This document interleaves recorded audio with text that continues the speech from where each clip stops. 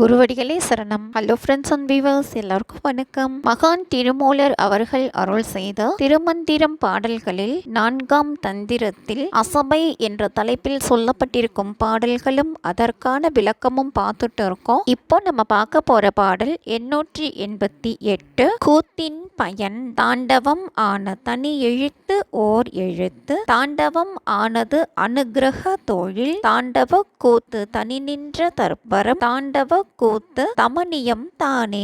தமனியம் அப்படின்னா பொன். தாண்டவமான தனியெழுத்து அப்படின்னா பிரணவம். தொழில் நடனம் அப்படின்னா ஆக்கல், காத்தல், அழித்தல், மறைத்தல், அருளல் என்பனவற்றை செய்யும் நடனம். அனுக்கிரகத்தில் இவை 5ம் அடங்கும். தற்பரம் அப்படின்னா தற்பர கூத்து. திருக்கூத்தான ஒப்பற்ற எழுத்து பிரணவம் ஆகும். அக்கூத்தானது அருளுவதையே குறிக்கொண்டு நிகழும் இயல்புடையது. அக்கூத்து எல்லாவற்றிலும் மேலாய் நிற்கின்ற தற்பர சிவநிலை ஆகும். அக்கூத்து பொன்னம்பலத்தில் நிகழ்வது ஆகும். பாடல் 889. யாவற்றையும் இயக்குவது.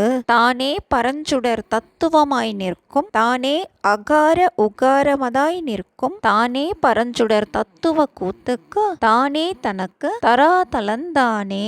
அகார உகாரம் அப்படின்னா ஆ உ என்பன இவை பிரணவத்தின் உறுப்புகள். தத்துவ கூத்துக்கு அப்படின்னா தத்துவங்களை இயக்குவதற்கு. தராதலம் அப்படின்னா ஆதாரம், அடிப்படை அப்படின்னும் சொல்லலாம். ஒப்பில்லாத பேரொளி பிழம்பும் தானே ஆகும். எக்காலத்தும் அழிவு இல்லாது ஒன்று போல் எங்கும் சிரிந்து நிற்கும் மெய்ப்பொருளும் தானே ஆகும். அதுவே அகர உகரமான பிரணவத்தின் உறுப்புகள் ஆனவை ஆகும். அது தத்துவங்களை இயக்குவதற்கு தானே ஒளியை தருவதாகும். அது பிற ஆதாரம் இல்லாமல் தனக்கு தானே ஆதாரமாய் விளங்குவது ஆகும். பாடல் 890. சிவனது நிலைகள். தராதல மூளைக்கு தற்பரம் மாபரன். தராதல வெப்பு நமவாசியவாம். தராதலம் சொல்லின் தான் வாசிய ஆகும். தராதலம் யோகம் தயாவாசி ஆமே.